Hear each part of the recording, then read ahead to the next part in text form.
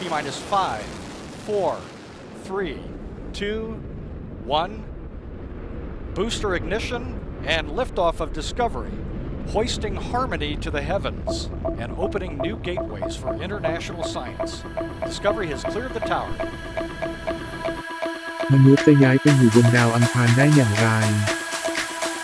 นี่คือคำตอบที่นักวิทยาศาสตร์ทั่วโลกเตรียมการไว้เรียบร้อย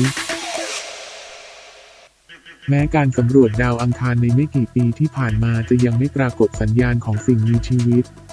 แต่เชื่อว่าเป้าหมายอื่นของการสำรวจดาวเคราะห์สีแดงนี้คือการรวบรวมข้อมูลเพื่อเตรียมความพร้อมก่อนการส่งมนุษย์ไปสำรวจ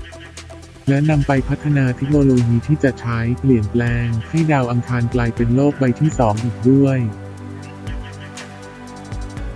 แต่การเปลี่ยนแปลงให้ดาวเคราะห์ดวงหนึ่งที่อาจจะไม่เคยมีสิ่งมีชีวิตอาศัยอยู่มาก่อนและมีสภาพอากาศอันเลวร้ายให้กลายเป็นดาวเคราะห์แสนสงบเหมือนโลกของเรานั้นไม่ใช่เรื่องง่ายนักวิทยาศาสตร์จะต้องเผชิญกับความท้าทายนานับประการซึ่งในวิดีโอนี้จะขอนำท่านผู้ชมไปพบกับสิ่งที่นักวิทยาศาสตร์ต้องแก้ปัญหาเพื่อเตรียมความพร้อมให้กับดาวอังคารก่อนที่จะส่งมนุษย์ไปสำรวจและตั้งรกรากอยู่อย่างถาวร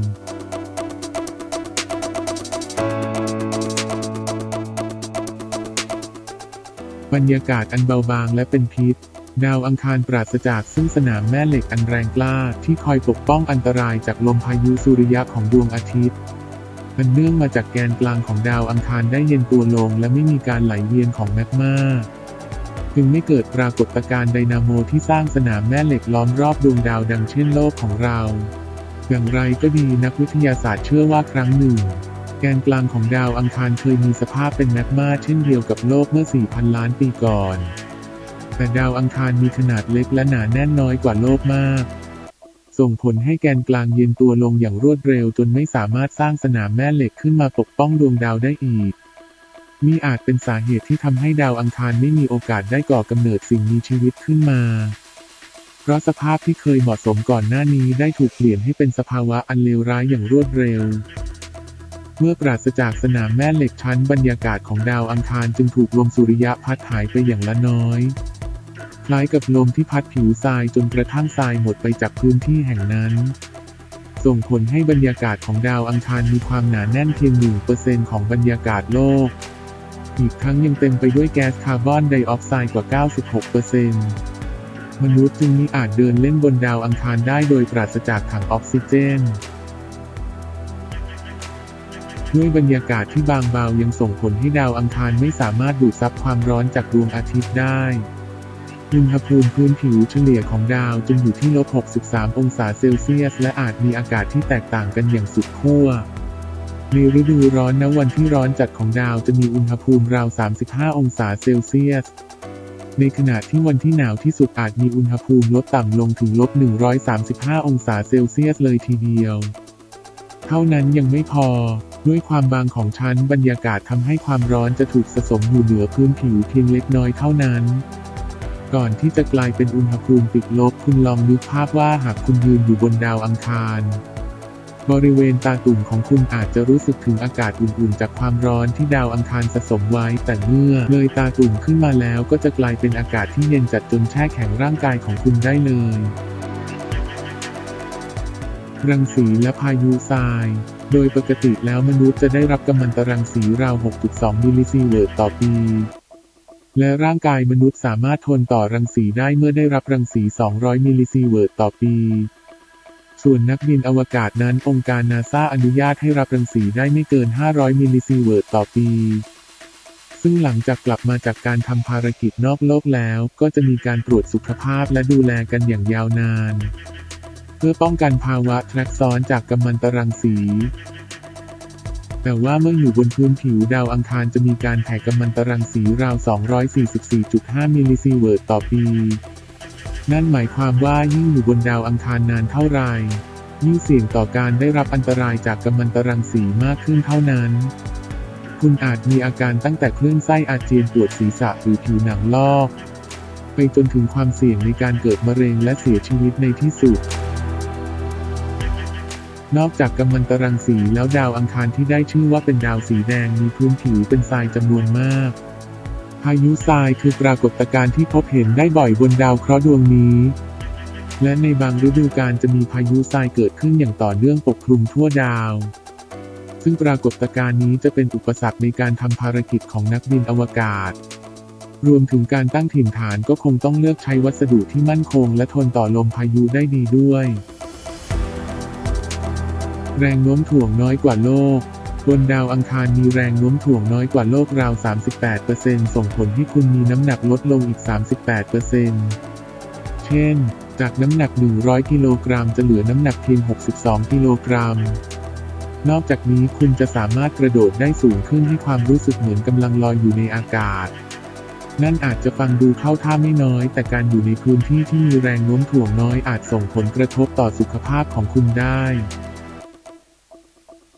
องค์การนาซาได้ศึกษาผลกระทบจากแรงโน้มถ่วงที่ลดลงของนักบินอวกาศบนสถานีอวกาศนานาชาติ ISS ซึ่งเป็นจุดที่มีแรงโน้มถ่วงลดลง1 ใน 3ของโลกพบว่านักบินอวกาศเริ่มปรากฏภาวะมวลกระดูกบางและมีความแข็งแรงของมวลกล้ามเนื้อลดลงเกิดกล้ามเนื้อฝ่อรีบดังนั้นนักบินอวกาศจึงจำเป็นต้องออกกำลังกายบ่อยๆเพื่อเพิ่มแรงกระทำต่อกล้ามเนื้อและกระดูกเพื่อป้องกันการฝ่อรีบนั่นเองปัญหาทั้งหมดเหล่านี้คือสิ่งที่มนุษย์ต้องเผชิญหน้าและแก้ไขให้ได้ก่อนการอพยพไปอาศัยอยู่บนดาวอังคารซึ่งนักวิทยาศาสตร์ได้เสนอแนวทางในการแก้ไขปัญหาด้านต่างๆเตรียมไว้แล้วดังนี้แหล่งที่อยู่อาศัยและพลังงานไม่ว่ามนุษย์จะเดินทางไปยังแห่งหนใดสิ่งที่ขาดไม่ได้คือที่พักอาศัยที่ต้องมีความแข็งแรงทนทานมากพอบนดาวอังคารก็เช่นกันหากนักบินอวกาศต้องการตั้งรกรากอยู่เป็นเวลานานจำเป็นต้องมีที่พักอาศัยอันแข็งแรงเพื่อป้องกันตนเองจากพายุทรายและรังสีต่างๆหนึ่งในวัสดุที่เป็นไปได้ในการสร้างที่พักอาศัยนั้นคือดินที่อุดมไปด้วยซิลิเกตซึ่งนักบินอวกาศอาจนำดินเหล่านี้มาเติมสารบางอย่างที่ทำให้เกิดปฏิกิริยาเชื่อมพันธะจนดินยึดติดกันแน่นเหมือนคอนกรีตหรืออาจจะนำไปหลอมด้วยคลื่นไมโครเวฟให้เป็นเซรามิกเหลวเพื่อขึ้นรูปได้ตามต้องการทั้งหมดนี้นักบินอวกาศก็จะได้วัสดุที่ใช้สร้างที่พักอาศัยเป็นที่เรียบร้อยนอกจากนี้บริเวณขั้วของดาวอังคารยังประกอบด้วยน้ำแข็งปริมาณมากซึ่งสามารถนำมาผสมร่วมกับแอโรเจลหรือสารเชื่อมพันธะอื่นเพื่อสร้างเป็นบ้านน้ำแข็งคล้ายอีกลูของชาวเอสกิโมแต่มีความใสมากกว่าสามารถมองวิวทิวทัศน์ภายนอกได้ง่ายขึ้นโดยยังคงความสามารถในการป้องกันรังสีและพายุทรายได้ด้วย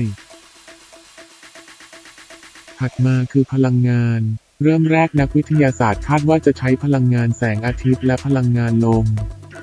หากแต่แสงจากดวงอาทิตย์บนดาวอังคารมีความเข้มข้นน้อยกว่าโลกพอสมควรส่วนการกักเก็บพลังงานลมอาจไม่เพียงพอต่อความต้องการในระยะยาวดังนั้นนักวิทยาศาสตร์จึงพยายามค้นหาพลังงานทางเลือกที่มีประสิทธิภาพสูงกว่าเพื่อการพำนักอยู่บนดาวอังคารเป็นระยะเวลานานองค์การนาซาและประเทศจีนได้พัฒนาเตาปฏิกรณ์นิวเคลียร์ที่สามารถนำไปใช้งานนอกโลกได้โดยโครงการ Killer Power ของ NASA ได้นำเสนอไอเดียของ Fission Surface Power ซึ่งสามารถผลิตพลังงานออกมาได้ 40 กิโลวัตต์เป็นเวลาต่อเนื่องนาน 10 ปีในขณะที่ประเทศจีนก็มีโครงการคล้ายๆกันแต่จะสร้างเตาปฏิกรณ์ที่สามารถผลิตพลังงานออกมาได้มากกว่าถึง 100 เท่าเลยทีเดียวแน่นอนว่าแหล่งพลังงานทั้งหมดไม่ว่าจะเป็นพลังงานแสงอาทิตย์พลังงานลมและพลังงานนิวเคลียร์ล้วนถูกนำมาใช้เป็นแหล่งพลังงานสำคัญสำหรับการดำรงชีวิตบนดาวอังคารอย่างน้อยคือมีตัวเลือกให้ใช้เยอะๆไว้ก่อนจะช่วยให้อุ่นใจได้มากขึ้นสร้างสีเขียวบนดาวสีแดงสิ่งสำคัญถัดมาคือการปรับเปลี่ยนพื้นที่บนดาวอังคารให้เหมาะแก่การดำรงชีวิตของมนุษย์มากขึ้น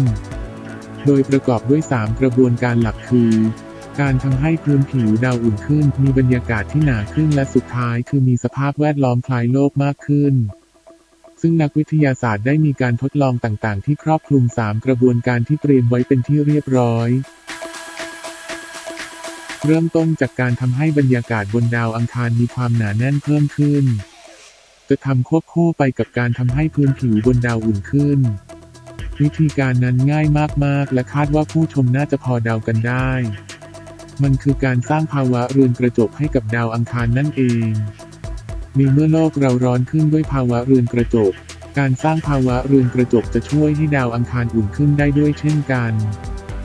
นักวิทยาศาสตร์จะเริ่มต้นปล่อยแก๊สเรือนกระจกที่มีศักยภาพสูงเช่นแอมโมเนียมีเทนหรือคลอโรฟลูออโรคาร์บอนขึ้นสู่ชั้นบรรยากาศของดาวอังคารหรืออาจทำการเจาะพื้นผิวของดาวอังคารเพื่อปล่อยแก๊สมีเทนขึ้นสู่ชั้นบรรยากาศเมื่อบรรยากาศของดาวอังคารหนาขึ้นความร้อนจากดวงอาทิตย์จะเริ่มสะสมภายในดาวได้มากขึ้นทำให้เกิดการละลายของน้ำแข็งขั้วโลกปลดปล่อยน้ำและแก๊สคาร์บอนไดออกไซด์เพื่อเสริมความแข็งแกร่งของภาวะเรือนกระจกจนกว่าจะได้อุณหภูมิที่เหมาะสมหรือในกรณีที่ดาวอังคารยังอุ่นไม่พออาจมีการพัฒนาดาวเทียมกระจกให้โคจรรอบดาวอังคารเพื่อคอยสะท้อนแสงอาทิตย์ลงมายังผิวดาวส่งผลให้เกิดการรวมแสงและความร้อนลงบนพื้นผิวของดาวได้ดียิ่งขึ้นหลังจากที่ดาวอังคารอุ่นขึ้นแล้วอุณหภูมิจะเริ่มเหมาะกับการดำรงชีวิตของสิ่งมีชีวิตพื้นฐานบางชนิดเริ่มต้นจากสาหร่ายสีเขียวแกมน้ำเงินที่สามารถสังเคราะห์แสงร่วมกับแก๊สคาร์บอนไดออกไซด์จากอากาศแล้วปล่อยแก๊สออกซิเจนขึ้นสู่บรรยากาศของดาวอังคารกระบวนการนี้เรียนแบบกระบวนการสร้างแก๊สออกซิเจนบนโลกเมื่อ 2,400 ล้านปีก่อนจนกระทั่งชั้นบรรยากาศของดาวอังคารมีความเข้มข้นของแก๊สออกซิเจนเพิ่มขึ้นเพียงพอต่อการเจริญเติบโตของสิ่งมีชีวิตอื่นๆสนามพลังอันแรงกล้าเนื่องจากแกนกลางของดาวอังคารนั้นเย็นตัวลงเป็นที่เรียบร้อยส่งผลให้ดาวอังคารไม่มีสนามแม่เหล็กที่คอยป้องกันพายุสุริยะจากดวงอาทิตย์นักวิทยาศาสตร์จึงพยายามค้นหาวิธีที่จะช่วยสร้างสนามพลังให้แก่ดาวอังคารอีกครั้งหนึ่งในวิธีการที่เป็นไปได้คือการสร้างพลาสมาทอรัสให้กับดาวอังคารกระบวนการสร้างพลาสมาทอรัสจะอาศัยดวงจันทร์ที่ใหญ่ที่สุดของดาวอังคารคือดวงจันทร์โฟบอสโดยนักวิทยาศาสตร์จะเปลี่ยนให้พื้นผิวของดวงจันทร์เกิดปรากฏการณ์แตกตัวเป็นไอออนในขณะที่โฟบอสโคจรรอบดาวอังคารไอออนที่ระเหยออกจากพื้นผิวจะทำให้เกิดคุณสมบัติคล้ายสนามพลังคุ้มกันดาวอังคารไว้เมื่อมีพายุสุริยะมายังดาวอังคารสนามพลังนี้จะปัดให้พลังงานส่วนเกินไหลเข้าสู่ขั้วทั้งสองของดาวอังคารและอาจทำให้เราได้เห็นแสงเหนือแสงใต้ดังเช่นที่ปรากฏบนขั้วโลกเหนือและใต้อีกด้วยแผนสำรองอีกอย่างหนึ่งคือการฟื้นกระบวนการทางธรณีวิทยาของดาวอังคารอีกครั้งโดยการยิงขีปนาวุธนิวเคลียร์ที่สร้างความร้อนสูงลงไปยังแกนกลางของดาวเพื่อทำให้แกนกลางที่เย็นตัวลงเกิดความร้อนจนหลอมเหลวลุกลายเป็นแมกมาไหลเวียนเหมือนแกนกลางของโลกก็จะทำให้เกิดปฏิกิริยาไดนาโมครั้งใหม่จนสร้างสนามแม่เหล็กขึ้นมาอีกครั้ง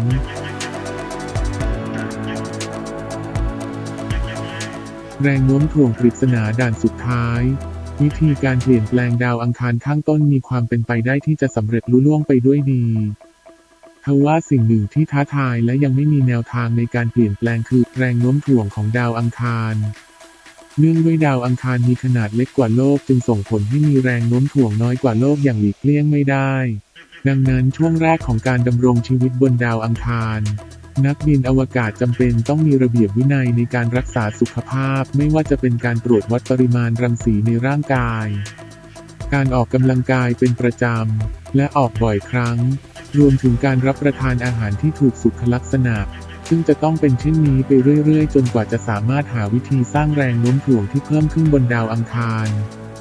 หรือจนกว่าจะมีการคิดค้นยาที่ช่วยปรับสภาพร่างกายให้เข้ากับภาวะแรงโน้มถ่วงต่ำได้